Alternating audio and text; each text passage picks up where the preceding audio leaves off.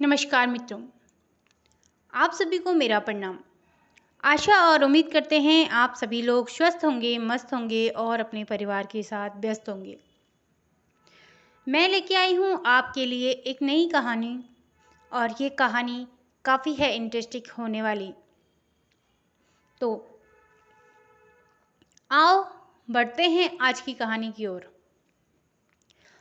एक जंगल में बहुत सारे पंछी रहा करते थे। वे पंछी साथ में मिलकर रहा करते थे। वहीं कौवों की शादी हो रही होती है, जहाँ एक गोरी कौवी और एक कालू कौवा जिनकी शादी हो जाती है। कुछ ही दिन पहले उनकी शादी होती है। कालू बहुत सीधा साधा होता है और गोरी कौवी काफ़ी चंट चालाक होती है।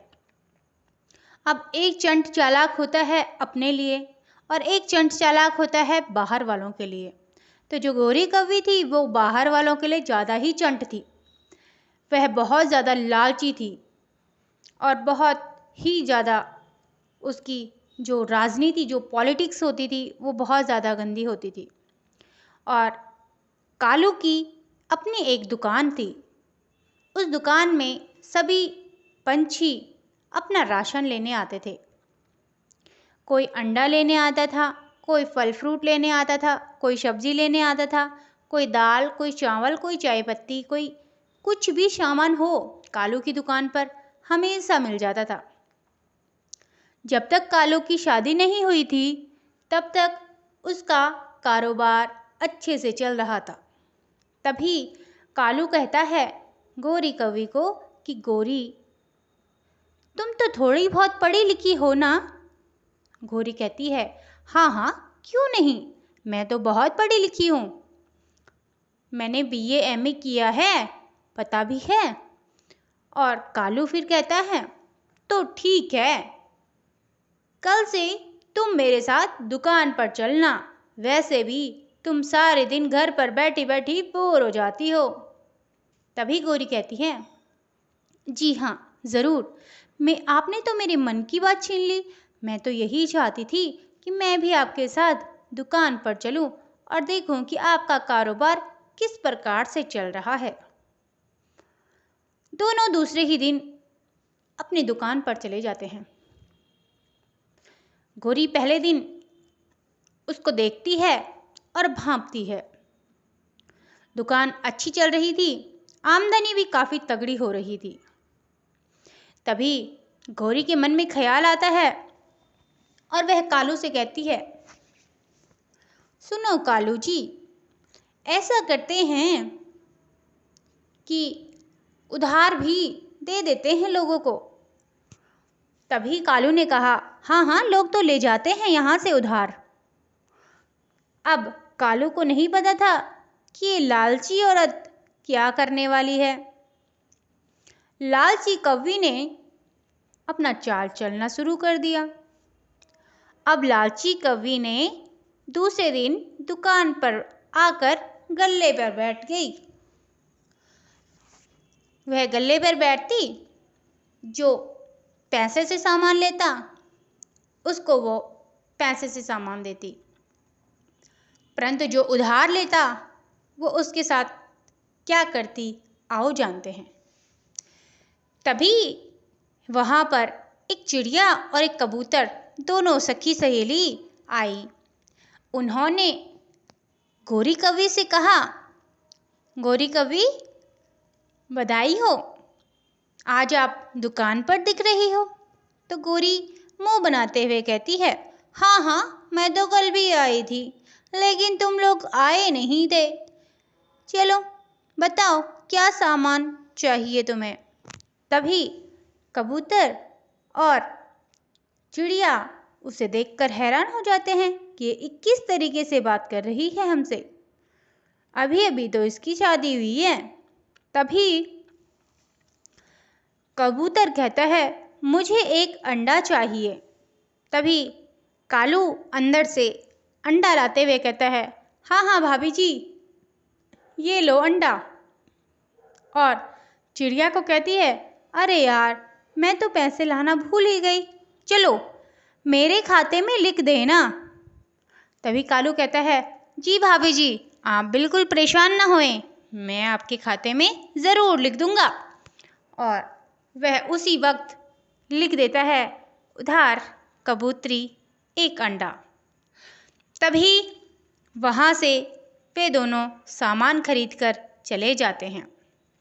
जब वह सामान खरीद कर चले जाते हैं अपने घर को, तभी गौरी कवि कहती है कि सुनो जी कालू जी, कि जो आपने आज कबूतरी को सामान दिया है ना, उसमें एक अंडे की जगह 2 अंडे लिख दो। कालू समझ नहीं पाता गौरी के दिमाग में ये क्या चल रहा है। वह कहता है, कबूतरी ने तो एक ही अंडा लिया था, मैं 2 क्यों लिखूं? तभी गौरी कवि कहती है, नहीं जी, आप मेरे दिमाग से चलें तो जो मैं कहती हूँ वो करो। कालू बेचारा ज़्यादा पढ़ा लिखा नहीं था, परंतु वह अपनी पत्नी की बातों में आ जाता है और 2 अंडे लिख लेता है उधार कबूतरी के नाम पर। ऐसे ही बाकी लोग भी आते हैं और वह बढ़ा चढ़ा कर उनके पैसे लिख देती है।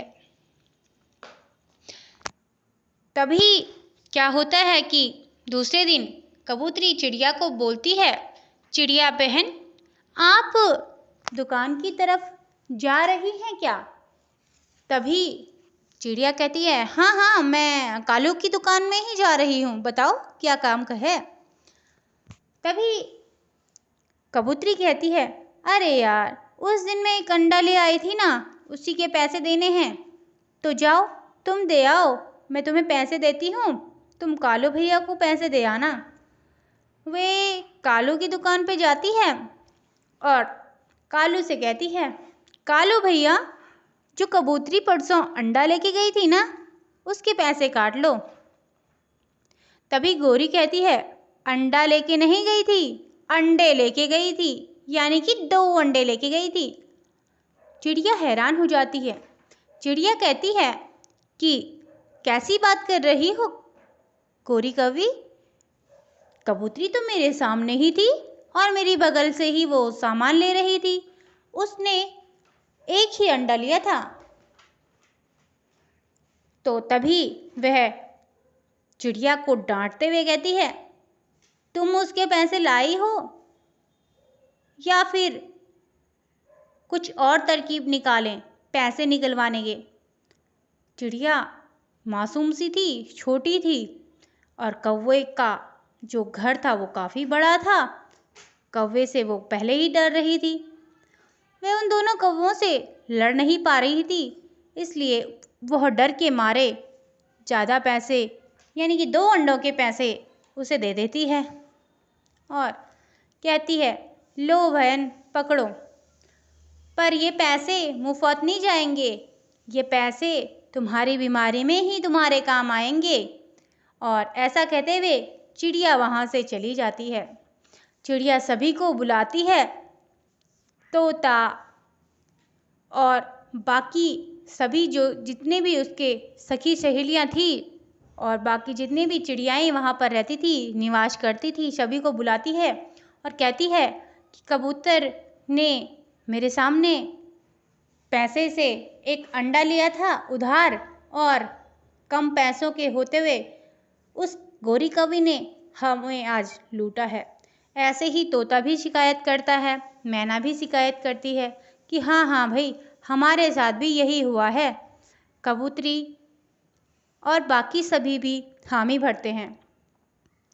तो तभी वे कहते हैं कि ऐसे गंदे कौवों से बात करनी ज़रूरी है, चलो चलते हैं सभी की सभी और उनसे बात करते हैं। परंतु चिड़िया उन्हें मना करती है, कहती है, रुक जाओ, सब्र करो। अब ऐसा करेंगे कि हम में से कोई भी कौवों की दुकान पर जाकर उधार नहीं लेंगे। हमारे पास जितने पैसे होंगे हम वो पैसे ही लेके जाएंगे और कभी कोई उधार लेके नहीं जाएगा।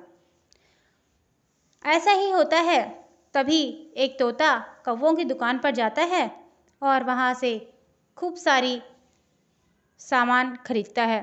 तभी गोरी कौवी कहती है, अब इतने सारे पैसे तो तुम लेके नहीं आए होंगे तोते, तो ऐसा करते हैं कि तुम्हारे खाते में उधारी में लिख लेते हैं।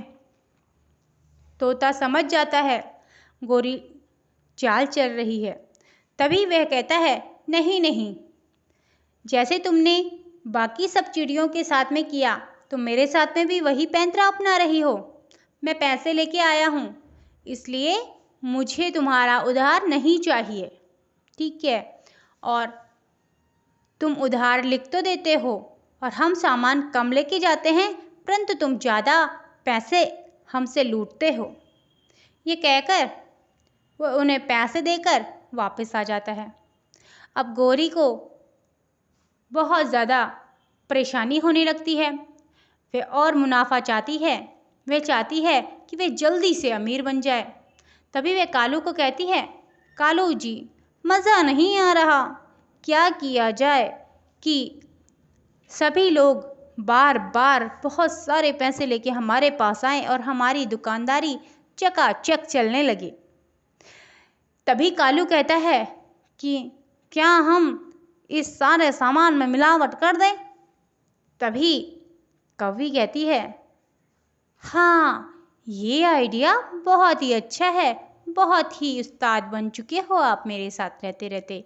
और उसकी पीठ थपथपाते हुए कहती है कि चलो, परंतु हम मिलावट करेंगे किसकी?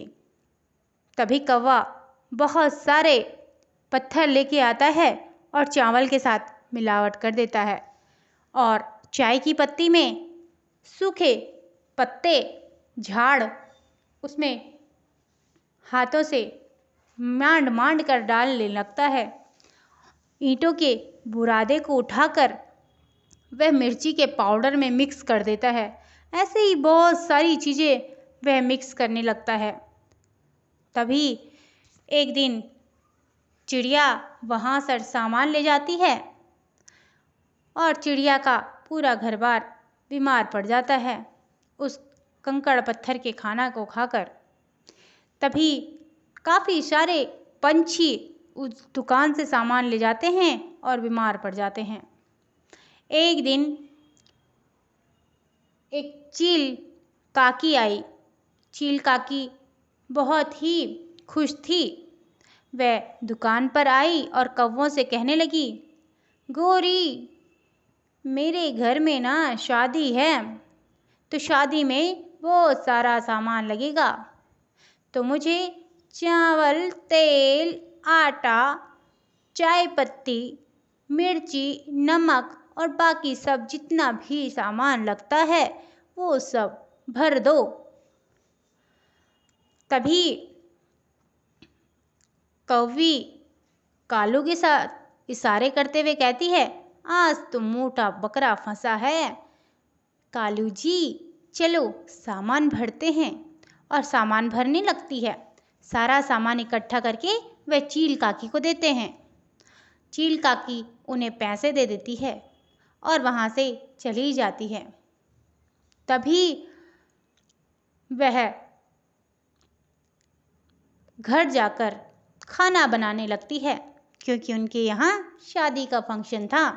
चील काकी बहुत सारे चीलों को बुलाकर खाना बनवाने लगती है और खुद भी खाना बनाती है। वह जैसे ही खाना बनाने के लिए जाती है तो देखती है चावल में पत्थर ही पत्थर। फिर कहती है शायद माल ही खराब होगा। फिर देखती है मिर्ची में ईंट के टुकड़े। फिर वह और परेशान हो जाती है। फिर देखती है आगे चलकर नमक में आटा मिला हुआ है। वह और परेशान हो जाती है। फिर वह चाय बनाने लगती है तो चाय में चाय पत्ती की जगह पत्ते बिखरे हुए हैं। वह बहुत परेशान होकर उस सारे सामान को समेटकर कौवों की दुकान पर चली जाती है और कौवी से कहती है, ए गोरी, बाहर निकल, दुकान है कि कबाड़ खाना? ये क्या बटोर के दे दिया मुझे? कंकड़ पत्थर ईंट के टुकड़े। तभी गोरी कहती है, क्या हुआ चील काकी? तभी वो बोलती है, देख अपने सामान को, क्या क्या डाल रखा है तुमने इसमें? तभी वे कहती है, चील काकी, ये हमारी गलती नहीं है, पीछे से ही माल ऐसा आ रहा है। तभी कालू वहाँ से सरपट भाग निकलता है और चील काकी जो डंडे से उस कौवी की पिटाई करती है, ले दनादन दे दनादन दे दनादन, जब उसका डंडा चलता है तो वह कहती है, बचाओ कालू जी प्लीज़ बचा दो, कालू जी प्लीज़ बचाओ। बट कालू कहाँ वहाँ पर टिकने वाला था। कालू तो वहाँ से दुकान छोड़कर रफू चक्कर हो गया था। इसीलिए कहते हैं, लालच बहुत बुरी बला है। काकी रुकी नहीं, उसकी हड्डी टूटती रही और कौवी जब तक अच्छे से मरम्मत नहीं हुई कौवी की, तब तक चील काकी ने उसे छोड़ा नहीं। और सभी पंछियों तक ये खबर पहुंची। सभी बहुत खुश हुए और कहने लगे, लालचियों के साथ ऐसा ही होना चाहिए।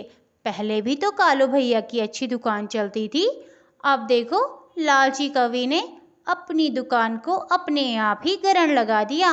अब उसने अपना ही धंधा बंद करवा दिया। चलो अब से हम कहीं और से सामान लेंगे, उसकी दुकान पर बिल्कुल नहीं जाएंगे। हम इसीलिए बीमार पड़े क्योंकि उसने मिलावट करी थी। ये सब कहते हुए सभी वहाँ से फुर्र हो जाते हैं और कौवों की दुकान पर बड़ा सा ताला लग जाता है।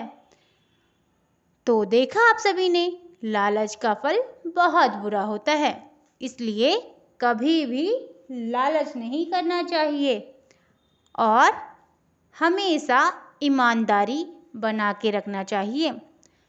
तो आप सभी को मेरी कहानी कैसे लगी, आप मुझे कमेंट में ज़रूर लिखें। ज़्यादा से ज़्यादा लाइक करें, सब्सक्राइब करें चैनल को और बेल आइकन दबाना ना भूलें।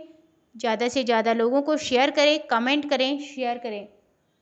अब मैं मिलती हूँ आप सभी से एक नई कहानी में। तब तक के लिए आप सभी को tata bye bye, good night and take care.